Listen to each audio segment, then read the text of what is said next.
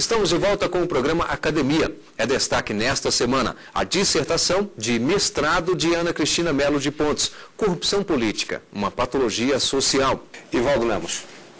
Bem, Rimac, você veja que esse assunto, ele possibilita uma discussão muito extensa. Essa é uma discussão sofisticada. Esses temas, eles entram em cena quando a peça da corrupção está muito adiantada. O Ministério Público é muito mais recente do que o fenômeno da corrupção em si. Então, muitas vezes uma pesquisa realmente bem feita, ela vai ter que descer às suas origens, ao germe da corrupção, aonde foi que a gente errou. Essa é uma coisa que eu me pergunto bastante, sem saber direito. Não sei se existe essa resposta, se o pecado original da nossa corrupção vem de uma questão moral, daquele vídeo melhora pro boxe deteriora século de Ovídio, de São Paulo, ou se é uma questão política e que deu ensejo às sociedades organizadas na forma de Estado, porque o Brasil não é um Estado, o Brasil tem um Estado, como todas as sociedades abertas modernas, que é uma coisa que veio do Renascimento, com, por exemplo, Etienne de la Boétie, com o amor à servidão que substitui o desejo de liberdade. Você tentou fazer uma articulação entre ética de Kant, de Weber e de Habermas. Eu não sei se você conseguiu fazer isso. Eu não sei se é possível fazer isso, Ana. Porque o direito, o jurídico, como você colocou, ele estabiliza, ele é um instrumento de composição de forças políticas divergentes. A política é o espaço do divergente. O espaço da homogeneidade é o espaço da família, onde as pessoas se amam. A política é o espaço onde as pessoas não se amam. E muitas vezes elas se odeiam. Ou são indiferentes, são irrelevantes. As pessoas são irrelevantes porque mal se conhecem, ou não se conhecem, ou são... ou existe uma desafeição, etc.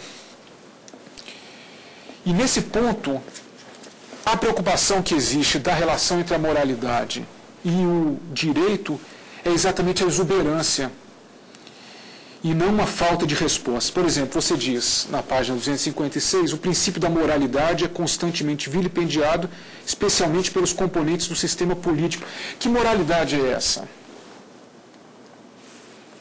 Que componentes são esses? E que sistema político é esse? Sem uma noção clara desses conceitos fundamentais, eu acho que a gente corre o risco de se perder numa discussão estranha, em que as pessoas não estão conseguindo dialogar corretamente. Por exemplo, quando você traz Kant, que ele fala no imperativo categórico, na vontade de cumprir a regra, não por medo, mas por convicção moral intrínseca. Isso é um tema de filosofia do direito, que em língua inglesa, the moral duty to obey the law, o dever moral de obedecer a lei, e isso traz respostas diferentes e problemas diferentes que se colocam. É muito conveniente se confiar nas promessas do positivismo legal como um instrumento de pacificação ou de absorção de um sistema político baseado no poder, e poder precisa de tranquilidade para ser exercido. Ortega dizia que, de brincadeira, mas não era brincando, que poder se exerce com as nádegas, porque poder é você sentar e mandar. Quando a coisa está muito tumultuada, o poder não é exercido adequadamente. E essa é uma preocupação, porque quando o direito traz essa resposta para si e assume uma responsabilidade, ele se coloca na forma de regras jurídicas, e essas regras jurídicas podem ser revogadas a qualquer momento. Não adianta nada você trazer para o Código Penal uma resposta moral, de uma interpretação das necessidades morais de uma sociedade, se isso pode mudar a qualquer momento, e mesmo não mudando, se isso pode ser interpretado de formas diferentes a qualquer momento, que é o que acontece no direito. Os juristas sabem disso. As interpretações vão e vêm e vêm e vão de acordo com os climas, com os momentos. Eu acho que são essas as dificuldades teóricas que mais na frente vão se refletir em trabalhos bem mais corriqueiros, que dizem respeito à dificuldade que um promotor como eu tem de pegar uma notícia no jornal, ou uma representação que o cidadão me trouxe, ou alguma coisa que eu consegui descobrir por algum meio, instaurar um procedimento e entrar com uma ação de improbidade administrativa, de corrupção humana, que deságua num trabalho muito específico e que vai dar ensejo ao sujeito, a um juiz que está preso numa prisão domiciliar e outros não estão, etc. São todas essas preocupações que eu trago na minha rotina de trabalho, nas minhas pilhas de papel, e que eu divido com você, para saber se você também pensa assim, ou se essa é uma preocupação só minha. E saber como é que você conseguiu articular essa coisa toda. Kant, Weber, Habermas. São éticas diferentes. São morais diferentes. E nas sociedades abertas, o que existe são vestígios de sistemas que se chocam o tempo todo. Por favor. Na verdade, nós procurávamos resposta à seguinte indagação. Há uma ética que se amolde à praxis da atividade política? Era essa a questão. Então, para eu poder responder essa questão, eu tive que estudar éticas do ser, né, partindo de Platão, Sócrates, Aristóteles, as éticas da consciência, né? As éticas do discurso, principalmente a de Habermas. A de Habermas eu não aprofundei muito o estudo, mas a gente viu que precisava aquele procedimento dialógico para chegar a um consenso. Então, eu vi que nenhuma das éticas poderia ser... Vou pegar a ética da convicção de Kant e vou colocá-la sobre o exercício da atividade política. Então, a atividade deve ser exercida de acordo com essa ética, de um dever moral, de uma consciência moral intrínseca de cada ser humano. Os seres humanos, como muitos autores dizem, eles não são seres moralmente corretos, vamos dizer assim, né, por si só. Eles vão aprendendo com o tempo, mas você não pode esperar que o homem político, principalmente, ele tenha aquela moral, aquela consciência da moral intrínseca, principalmente quando eles exercem o poder. Porque o exercício do poder ele tem uma tendência, né, a desvirtuar, a tirar essa consciência de um dever moral intrínseco. Porque muitas vezes o político, quando está no poder, ele quer, vamos dizer, salvar a pátria, tirar o país de uma situação de dificuldade, e ele age passando por cima de princípios morais para atingir um fim determinado. Então, nós não tivemos resposta sobre que ética seria que se amoldaria à praxis da atividade política. Então, embora estudássemos essas éticas, nós não vimos uma resposta pronta e acabada. A gente sabe que o poder político é detentor de uma lógica própria, mas ele não pode ser dissociado da ética. Em prol, vamos dizer, da manutenção do poder, voltando àquela questão do superfaturamento, eu só queria acrescentar que no Tribunal de Contas da União, quando são detectados esses superfaturamentos, nós temos, quando das auditorias de obras, irregularidades graves que sujeitam a paralisação da obra e irregularidades graves que não são tão graves assim e que a obra pode continuar.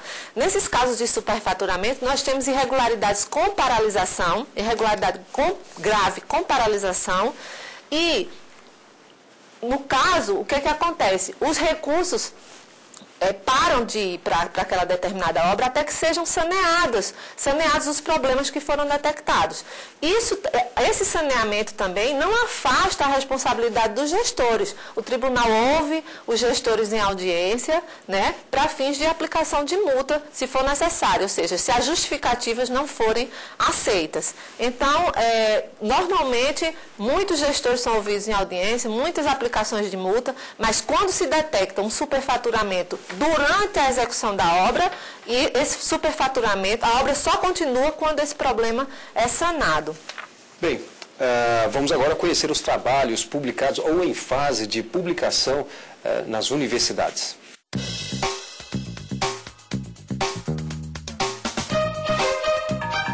Direito Ambiental, Responsabilidade Civil e Proteção ao Meio Ambiente, da mestra em Direito Patrícia Faga Iglesias Lemos, editado pela Revista dos Tribunais.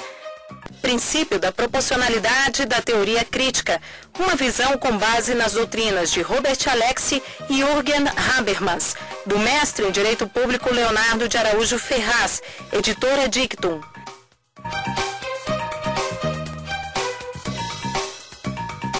E você, acadêmico, traga o seu trabalho para ser debatido. Para participar é fácil, basta enviar um currículo com o título do seu trabalho para o e-mail academia@stf.jus.br. Fique agora com o perfil. Em destaque hoje, um pouco da vida do renomado criminalista Evandro Lins e Silva, acadêmico e ex-ministro do Supremo Tribunal Federal.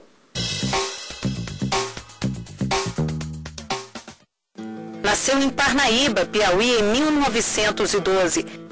Evandro Lins e Silva estudava Direito e trabalhava como revisor de jornal no final da década de 20, no Rio de Janeiro. Depois, foi também repórter da seção jurídica.